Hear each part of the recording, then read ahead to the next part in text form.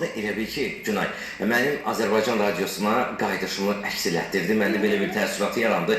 Deyir orada sözləri necə deyirdi, bu gedişin bir dönüşü olacaq və mən səni sevirəm. Mən də oradan da Azərbaycan radiosunu çox sevirəm və bu gedişin də bir dönüşü olmalıydı. Oldu da. Davam edirik. Buyurun. Bu dönüş münasibətilə səni təbrik edirəm bir daha. Təşəkkürlər. Əminəm ki, uğur gətirəcək bu dönüş sənə. Əlbəttə. Əziz dinləyicilər, 60 dəqiqə verilişi davam edir və daimi dinləyicilərimizin diqqətinə çatdırım ki, siz bizi Azərbaycan radiosunun efirindən canlı-canlı dinləməklə yanaşı, həmçinin YouTube üzərindən də baxa bilərsiniz. Əgər bizi canlı-canlı görmək istəyirsinizsə, YouTube platforması üzərindən Azərbaycan radiosu yazın, daxil olun və hal-hazırda veriliş orada canlı yayımlanır. Təkliflərinizi, iradlarınızı, fikirlərinizi isə bizimlə yazıb bölüşə bilərsiniz. Həm WhatsApp üzərindən, həm də YouTube üzərindən. Elədir. Mən istəyirəm ki, dinləyicilərimizlə, həm də YouTube izləyicilərimizlə bugün elə söhbət quraq ki, onlar ürəklərindən keçən istəklərini, istənilən istiqamətlə bağlı ola bilər. Bu, ola bilər, misal üçün, geyimlə bağlı, ola bilər, yollarla bağlı, nəqliyyat vasitəsi ilə, nə bilim, yeməklə bağlı, nəyin necə olmasını istəyirlər, nəyi necə görürlər, bununla bağlı fikirlərini bölüşsünlər. Biz də ara sıra yeni kəşflərdən də danışacağıq. Sonra nələrdən danışacağıq Günay, sən dedin?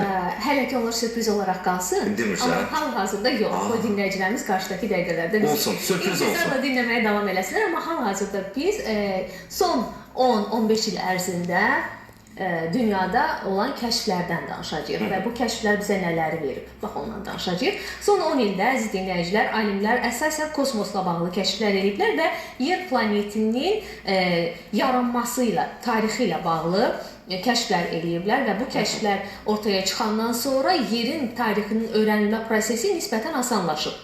Bir qədim planet kimi öyrənilməsi prosesi nisbətən asanlaşıb. Bəli. Amma yer planeti ilə bağlı deyəndə mənim ağlıma bir fikir gəldi. Ümumiyyətlə, yeri planet kimi görməyənlər də var. Bu da maraqlıdır. Deyirlər ki, düzdür, dünya düzdür, düz dünyaçılar deyirlər onlara. Bu fikir son illərdə daha çox yayılıb. Hətta qruplaşma da var. Bir tərəf deyir ki, yox, dünya yumrudur, kürədir. Digərləri deyir ki, dünya düzdür. Əslində, hər kəsin özünə uyğun argumenti var. Hər kəs fikirləşir ki, mənim dediyim düzdür. Baxırsan ki, bu deyəndə ona inanmaq istəyirsən. O biri danışanda deyirsən, bu düz deyirmiş.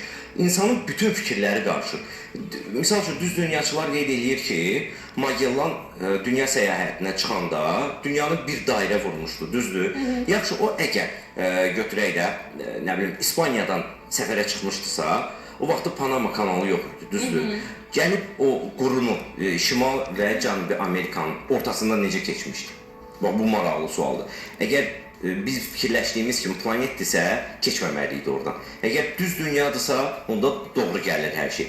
Amma digər tərəfdən də bu günəşin doğması, batması, ayın çıxması, batması, bu kimi məsələlərə baxanda fikirləşirsən ki, yox, yumrudur dünya. Bilirsən, əgər o insan, bir qrup insanların fikrinə inansan, onda ona da inanmalısan ki, bizim aramızda reptilianlar yaşayırlar. Ben onlara da inanıram.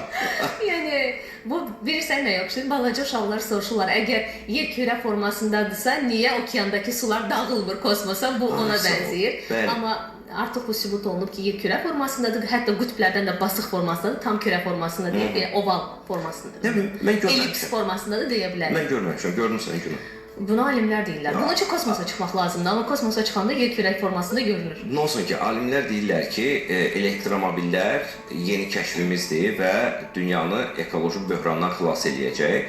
Amma bu elektromobillərin istehsal olunması üçün litium batareyaların istehsalında atmosferə nə qədər tullantılar atılır? Ona razıyam. Alimlər bunu da deyirlər. Ümumiyyətlə, hər şey belədir, Rahim. Əvvəlcə kəşf olunur və onun ilk gözə görünəni onun üstün cəhətləri olur. Sadəcə bir müddət keçəndən sonra həmin kəşf olunan obyektin ixtiranın zərərləri də açıq olmağa başlayır. Yəni, eləyə qalanda atom bombası da bomba kimi ortaya çıxmamışdı. Atomu parçalayanda heç Einstein'in ağlına gəlməmişdi ki, ondan bomba düzəldib bəşəriyyətə bu qədər zərər verəcəklər. Yəni, əvvəllər düzəldilənə təbii ki, söhbət xoş niyyətli elm adamlarından gedir. Axır qaldı Einstein üstündə hamısı, gördün? Nə eləyibsə Einstein eləyib. Yox. Yox? Razı deyiləm. Yaxşı adam olub? Əlbəttə ki. Doğrudan.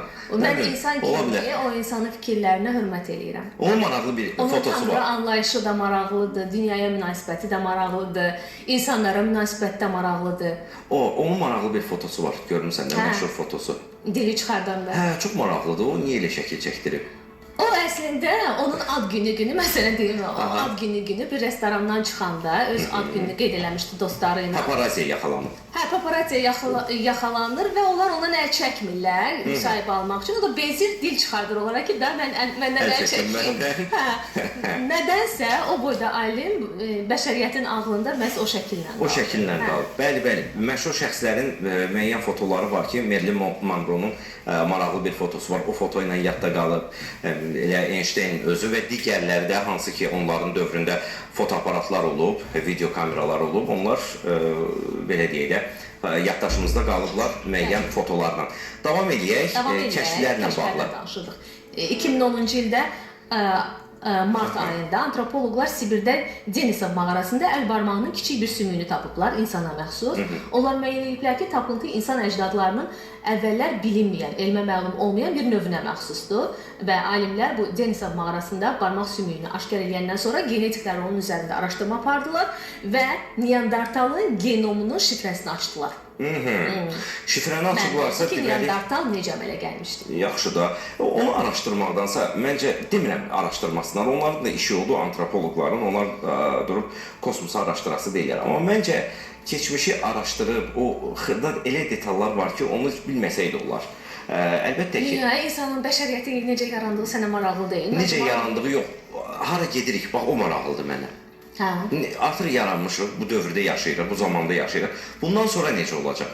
Amma bəşəriyyətin bura gəlmə yolu da maraqlıdır. Məncə bu da maraqlıdır. Nə bilim, mənə o qədər də maraqlı gəlmir. Mənə daha çox... Bəşəriyyət indiyə kimi hansı yollardan keçib, hansı mərhələlərdən keçib, insan hansı mərhələlərdən keçib, əlbəttə ki, Günay, sənə maraqlı olan nədir? Mənə maraqlı olan bu dünyamızın bugünü və sabahıdır əlbəttə ki, amma keçmişi də mənim üçün maraqlıdır, nə yalan deyim. Yəni biz bura necə gəlmişik, mənim üçün maraqlıdır. Əlbəttə indi bax, indi bu tapılan barmaq sümüyü, pikantroplar, neandertallar və s. bunlar Darvinizm nəzəriyyəsinə inananlar üçündür da. Yəni bir qrup insan var ki, heç bu nəzəriyyəni nə qəbul etmir, elə elm adamlarının da içərisində var.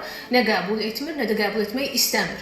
Mən onlarla da razıyam. Yəni insanın palçıqdan, torpaqdan yarandığına inanan insanlar da var, Darvinizmə inanan insanlar da var, təkamül nəzəriyyəsinə inanan insanlar da var. Yəni bu dünya yaranandan belədir. Alimlər də iki qrupa bölünüblər. Bunun mübahisə olunması mövzu deyil mənim üçün. Elədir. Yəni, kim nəyə inanırsa o fikrində qala bilər.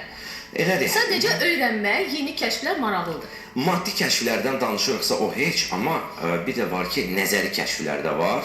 Təxminən bir neçə il əvvəl Elon Musk belə bir fikir irəli sürdü ki, simulyasiya məsələsi. Xatırlayırsan da. İndi o fikrə də inananlar var. İndi bu nə dərəcədə doğrudur? İnsanların bu qalıb öz ümidlərinə, hər kəs öz fikrini irəli sürür. Hamıya maraqlı ola bilər bu, amma bu o demək deyil ki, bu reallıqdır. Mən inanmıram da ki, orada tapılan o DNA testləri sonunda məlum olan o nəticələr ki var, onlar da harasa bizi doğru bir nəticə aparıb çıxarır. Nə bilim, ən azından öyrənməyə dəyər və maraqlıdır. Məlumat əldə etmək üçün maraqlıdır, amma reallığına o qədər də inanmıram mən. Çünki mağara demişkən, mağaralardan son